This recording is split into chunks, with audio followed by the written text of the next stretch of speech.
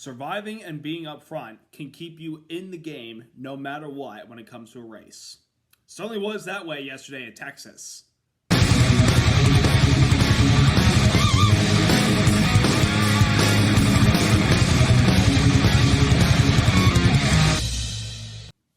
Hey there, race fans. It's Race Day Top 5 with me, Frank 5. Texas Motor Speedway, one of the fastest mile-and-a-half tracks that we go to on the schedule. It's fast, it's slick, and it's treacherous. This track, ever since they've reconfigured this place in 2017, has proven to be a little bit of a challenge for these drivers, especially with the relatively lower banking in turns 1 and 2 versus the higher banking in turns 3 and 4. But as we've gotten some age on this track, we have seemed to kind of spread out the racing groove a little bit and see some of these guys get at it, get their elbows out, and we see some chaotic restarts, which have been one of the fairly entertaining moments of races at Texas. But yesterday was a race about survival and track position to keep up there and have a chance to win the race. And yesterday, one of our defending champions finally caught a break. Let's get into all that went down in the lows to our state. Number 1, finally Logano pulls through. Joey Logano captured his first win of the 2025 season by winning yesterday's Wurth 400 at Texas Motor Speedway in 2 overtimes as he was able to hold off Ross Chastain, Ryan Blaney, Kyle Larson, and Eric Jones for the victory. It's been a very, very, very difficult start of the season for our defending Cup champion in Joey Logano. After he won the championship last year, a lot of people had high hopes for him to win a lot of races early on this year. Well, that unfortunately has not been the case. They've shown speed in a lot of the races, like the Daytona 500. They had arguably one of the fastest 5 cars in that race, but got caught up in a late race wreck where he got tangled up with Ricky Stenhouse Jr. on the back straightaway, which was, blame deserved to both of them for kind of causing that collision and setting off a lot of guys around and not being able to contend for the win at the end. He had a really good car at Atlanta, but wasn't able to show his strength at the very end of the race. He had a little bit of a tough time at Coda, had a tough time at Las Vegas. He just had a really tough start to the season. He didn't get his first top 10 until late March at Martinsville, a track where he has been very good at in the past, and he also had to recover from a spin in that race to get back up there and finish inside the top 10. It was a gutsy performance to get in the top 10. But then last week, we thought that they came home with a 5th place finish at Talladega, which was just the shot in the arm that they needed to get some momentum going. Well, that unfortunately was not the case in post-race inspection, where Joey Logano failed post-race tech because of one of the spoiler bolts not being there on his car post-race, and therefore NASCAR said as a violation of the rule book, and they disqualified Joey Logano and took away all the points that he'd accumulated throughout the stages. So Joey Logano came into Texas motivated to try to put that incident from last week behind and move on and try to win. And by golly, did he do it yesterday. But it was not without a little bit of a challenge. He started deep in the field back in row number 14 and 27 spot and had to work his way all the way through the traffic to try to get up there. It took some time, but there was speed in that 22 car for him to pass guys, get himself inside the top 15, then he gets inside the top 10 by the end of the final of stage number 2. And then we get to the final stage, he finds himself up there inside the top 5, battling with the likes of his teammate Ryan Blaney, Tyler Reddick, and Kyle Larson, guys that we expected to be competing for the win towards the end. Logano was certainly in there, but he didn't really show his hand in the fight for the victory until when we had green flag pit stops in the final stage. A caution came out when Jesse Love wrecked off at turn number 2 on the backstretch and put a lot of the fast cars a lap down, which forced him to take the wave around, and some guys benefited from that, like Joey Logano, where he was able to put himself inside the top 5, but then we kept having caution after caution after caution late in the race, and because when it gets closer to the end of these races, the intensity level ramps up. And then on a restart with about 10 laps to go, Logano had to fight his way past his teammate Ryan Blaney for second place and then make a charge on race leader at the time in Michael McDowell. Logano was doing everything he could, and remember, he took 2 tires in that last stop, and it was pretty much equal as Michael McDowell. But when we got into a little bit of a longer stint of a green flag run, considering how the final 30-plus laps of the race went with all those cautions, it benefited Logano as he was able to close in on Michael McDowell, and with 4 laps to go, down the back straightaway, Logano goes to the inside to make the pass on McDowell, and even though McDowell tries to block, he carries him all the way to the freaking apron of the racetrack, to the point where Logano has pretty much his entire car under there, but was able to get alongside, get up on the groove, and onto the banking in turn 3, and completed the pass for the lead and the eventual win. Of course, about a half a second later, the 71 car would hit the wall off of turn 2, generating another caution and putting us into overtime. But Logano did not hold back and did not give in to any pressure from the competitors from behind, including his teammate Ryan Blaney. Logano got a really good restart thanks to a little bit of a push from behind from the one of Ross Chastain. It catapulted the 22 into the lead and is able to drive off and get his first win of the season, which is, after last week's disqualification at Talladega took away his top 5, this was his first top 5 of the season. And again, this was much needed because we know that Joey Logano is a very talented race car driver. And by the way, this gives him his 37th career Cup win, equaling him with his former teammate Brad Keselowski, who he credited for giving him the opportunity to come to Team Penske when it looked like his Cup career could be in doubt after he knew that he wasn't coming back to Gibbs after 2012. Brad convinced Penske to bring Joey Logano over, and let's just say it all worked out in the end with a couple of crown jewels, including the Daytona 500 and 3 Cup championships to go along with it. But this was a big win for Logano and crew chief Paul Wurth to finally get some momentum going, get a win, and get in the playoffs. We knew that they were going to win a race, but it was a matter of when they were going to win. Not if, when. They just had to put all the bad luck and adversity that's been kind of hindering and on their shoulders all year long, even though they've had fast cars. And up until yesterday, they were the leading drivers that have been winless this year but have led the most laps. That 22 car has been fast. They just needed luck and needed good fortune to fall in their favor. And it did yesterday as he was able to get the victory, and he is now in the playoffs. And even though a lot of people cannot stand Joey Logano because of him being, the way he drives, and he claims he's two-faced, which he is. In the car, he's a completely different person. Outside the car, he is a very, very nice guy. But yesterday, he didn't race anybody aggressively or drove them over the edge. He raced hard and clean for the win and made a legit and clean pass, albeit in very tight circumstances late in the going with the 71 car of McDowell. He was able to execute the pass cleanly and did not cause any controversy there. He did a great job. At the end of the day, he's victorious, and he's now in the playoffs. And this will not be the last win he has this year. Mark my words. He'll get more wins. Just got to break this odd-year curse of the playoffs where every time he gets in it, he's either an early exit or can't seem to reach the championship for and eliminated in the round of 8. We'll see if he can break through that this year. But a big congrats to Joey Logano and the 22 team. Great job on winning yesterday. Number 2, Blaney falls short. Ryan Blaney is still searching for his first win of the season and almost had an opportunity to win yesterday's race at Texas. They had a very fast car, and like Joey Logano, he did not qualify well either. He qualified outside the top 25, and he had to fight and claw his way to get up inside that top 10 all race long. And by the start of stage number 2, he found himself up there, and by the final stage, he was in the top 5 and was one of the fastest cars. And I thought he was going to be the guy that could finally pull through and get that win and pretty much stop the bleeding of the last couple of races for him where he's had good cars but hadn't had the results to go along with it.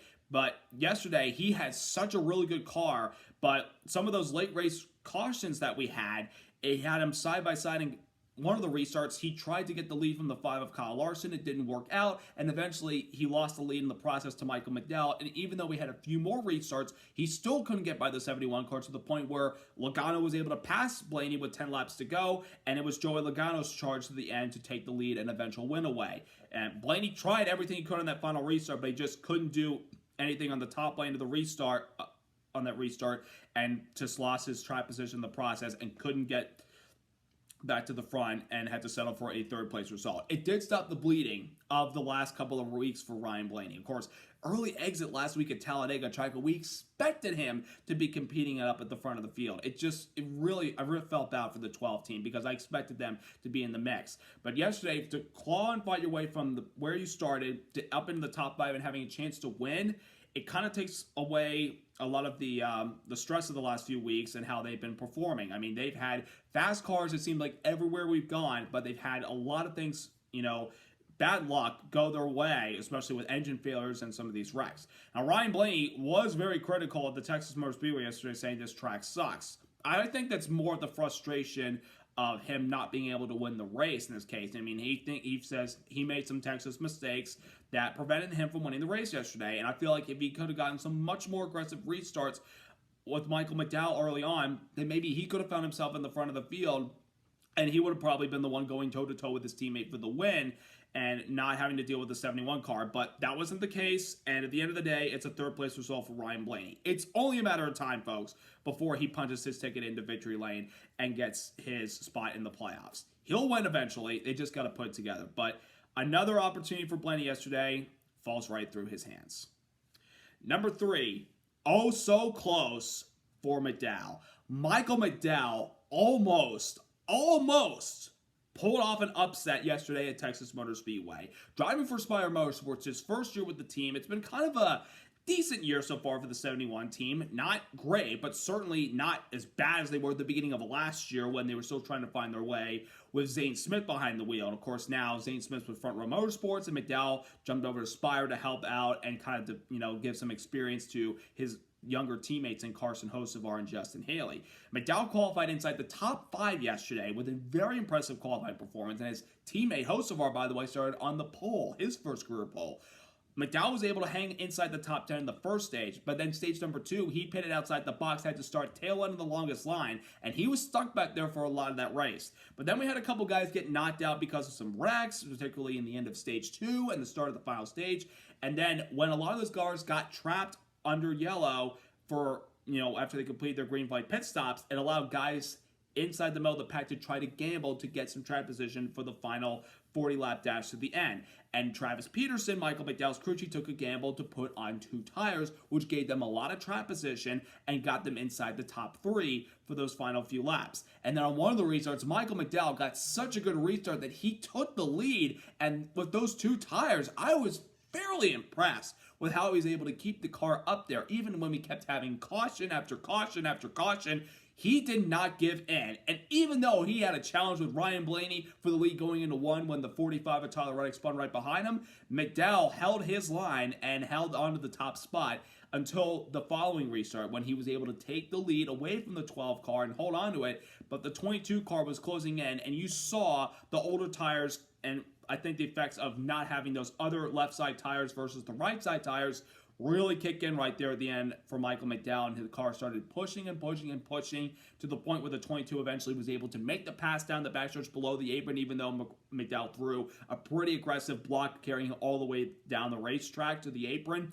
They were both able to escape turn 3 in one piece, but Logano was in control at that point. And then Ryan Blaney cleared the 71 car, and then off of turn number 2, when McDowell got behind the air of the 12 car, that kind of got his car loose, and he snapped it and went right into the outside wall, effectively taking him out of the race. That was a very hard hit, and I am glad he is okay. But an opportunity for the 71 team and Michael McDowell just couldn't pull through yesterday. You can't blame them for trying. I mean, at the point of the race, you're 20th in points, I believe, at the time, and you don't have many opportunities to win these types of races unless if it's a super speedway or a road course, where McDowell has definitely shown his experience in previous years.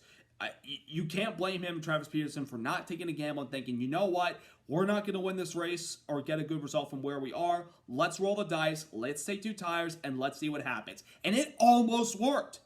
But I think that last long green run that we had at the very end of the race hurt him and benefited the 22 car of Logano to catch up from behind and make the pass win. So a tough break for Michael McDowell, but they showed resilience and they showed promise yesterday. Could they win again, have an opportunity to win down the road? We'll have to see, but they gave it their best. Number 4, a day of attrition for some of our key contenders. This Texas Motor Speedway track yesterday affected a lot of the guys that we expected to be competing up at the front and possibly having a chance to win the race. A lot of them got affected by yesterday's racetrack. Starting first with Denny Hamlin, who is, of course, one of the most hated drivers that we have in NASCAR right now. In pre-race introductions yesterday, he was booed by the crowd to the point where he did the hook 'em horn sign down as a sign of saying Longhorns and Texans, like, you suck and everything. And hook 'em horns up is for the Texas Longhorns logo, for, the fans supporting the Longhorns. He did horns down. And I don't think Denny Hamlin should have done that, because when we eventually got the race going, got it started, he qualified up at the front of the field. It seemed like he was going to be a guy that we were talking about. Then we had an early caution and that brought everyone to pit road, but a miscommunication by Hamlin and his team. He stayed out. They should have dove down pit road with everybody at the time, and that was on the crew chief, it was on the driver. They eventually were able to come back down the following lap and pit the car. The problem is they had to start all the way to the back of the field. And then when we got towards the end of stage number 1, Denny Hamlin's engine went up in smoke, or shall I say flames, because that thing caught fire, causing him to spin out in turn 1, bringing an end to stage number 1, and taking Denny Hamlin out of the race. And Denny Hamlin's finished on the lead lap in every race so far this year until yesterday. I think you could say the hook'em horns sign down. That engine failure was karma for you, dude. So a tough break for Denny Hamlin, but he'll bounce back the following weekend, mark my words. Then we had Josh Berry, our Las Vegas winner from earlier this year, shown his strength of the mile-and-a-half tracks, and it definitely looked like yesterday he had a car capable of competing up at the front. Led a lot of laps in stage number 2. It seemed like the race was pretty much in his favor, but while leading the race, he got a little bit high in turns 3 and 4, hit a bump in turn 4 that's caught some drivers off balance, and it sent the 21 car around and into the outside wall, taking Berry out of the running to try to win the race. They had to go back to the garage. They were able to fix the car and get back out there, but a chance of them could possibly competing for the winner or top 5, top 10 result yesterday was knocked out relatively early. And then we go to the final stage of the race where there was a collision on the back straightaway where Bubba Wallace got loose, got up into the wall, came down the track, and actually right in front of Joey Logano, who only tapped him a little bit. It didn't hurt Joey at all, but Bubba went around and tapped the rear of Noah Gragson, sending him around, and also collected Alex Bowman, AJ Allmendinger, and Chad Fincham, who hit the 23 car in the 48 at the last second in turn 3 when they were still slowing down while wrecking. It was a really tough break for some of those guys like Bowman and Bubba. They had some really good cars yesterday that couldn't finish in the top 10, but that wreck pretty much hurt their chances. And we had more attrition later in the race where a couple other guys spun out up at the front of the field trying to win, like Kyle Busch, who had a decent run going. And then, of course, late in the race, we had a wreck on the backstretch that took out our pole sitter, Carson Hocevar, who got loose on the inside, drifted up the track, and collected poor Ryan Preece, who also had a decent run, and took them out as well as the 51 of Cody Ware. And let's just say Preece was not happy with Carson Hocevar's antics off of turn 2 there that led to that wreck. But a lot of attrition took out of a lot of guys yesterday, and a lot of those guys just can't seem to catch a break, like Brad Keselowski. I mean, do I need to say more about his season so far? It's been a nightmare for that guy. No top 10s, no laps led. I don't think they were going to finish top 10 yesterday, but they certainly could have gotten out there with a top 15 and been pleased with that. Unfortunately, it wasn't the case as they got caught up in that one of those wrecks late. And again, it's just been a snake-bitten season for a former Cup Series champion. But a lot of attrition affected a lot of guys on that track yesterday. And number 5, the Texas Racing. The beginning of the years that we had this relatively newer reconfigured surface at Texas Motor Speedway, it became polarizing with the fan bases. It became a one-lane racetrack where the moment you get up in at least the second groove, you're going to slip back and lose a lot of spots because there's not a lot of grip out there and you're pretty much skating on ice. Mainly turns 1 and 2. The higher you get, you're pretty much going to spin around and hit the wall or spin and hope that you don't hit the wall. Turns 3 and 4 over the years had kind of gotten better with grip and allowing them to see a second lane. And the last couple of years, we have seen that second lane in turns 3 and 4, and even parts of 1 and 2, improve for the most part. Now, was it a track position race yesterday more than it was perhaps a tire race where you see some fall off? Yes, that was the case. Did the guy out in the front of the field leading the race pretty much have an advantage for the most part? Absolutely. Obviously, until the end of the race where the 22 was able to catch the 71 and pass him. But for the most part, you did see 2 lanes of racing yesterday where guys were able to kind of run a little bit higher in 1 and 2 and still kind of hold their ground as long as they didn't get necessarily too high that they might slow back and lose a lot of spots in the process. In turns 3 and 4, you could run up in that higher groove, but you had to be very cautious about the bump in turn number 4 that caught a lot of guys and sent them around or affected the arrows of their car, causing them possibly not wreck, lose some spots in the process. It's a difficult racetrack, and I know that it doesn't live up to what it used to be back then before we configured where it was like, a worn out surface, but you could run anywhere, top, up against the wall, middle groove, low groove, and you could still have a very good car and compete against the other guys. It was one of the most popular mile-and-a-half tracks back then, especially with the speed that it had. But the last couple of years, since the reconfiguration, it had been a difficult challenge for these guys. But I think yesterday, it wasn't the best Texas race on this track by any means necessary yesterday. I think last year's was a lot better, but it wasn't a terrible race. You saw some passing, but I know a lot of people will say that track position mattered and that clean air is what prevented a lot of guys from having a chance to get up there and challenge whoever was leading the race. But there was some passing for the lead, and at those last few cautions that we had that led to more restarts, and the challenge for the win between Logano and McDowell at the time was pretty entertaining, and I felt like that made it all a little bit better for the most part. So, pretty solid Texas race yesterday. Wasn't the best, but it certainly wasn't the worst. Now, we're headed to perhaps the best mile-and-a-half track this upcoming weekend on Mother's Day. By the way, early video for all of you out there, don't forget to get your mom something. I won't forget that because I'll get that done as quickly as possible. But make sure to recognize your moms this upcoming weekend. But in the meantime, we're also off to Kansas Speedway, which has definitely been one of the best mile-and-a-half tracks that we've gone to over the last couple of years. So this car is proven to provide some amazing racing. A lot of tire fall-offs, some comers and goers, and the restarts are absolutely out of this world.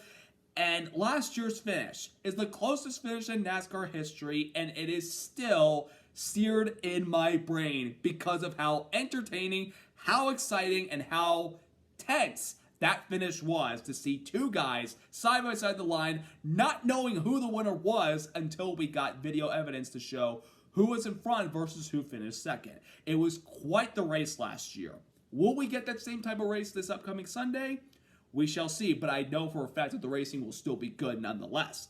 So, will Kyle Larson be able to repeat that win from last year? Will Chris Buescher get some revenge and avenge the one that got away last year that could have punched his ticket to the playoffs? Or will somebody else break through and get their first win of the season?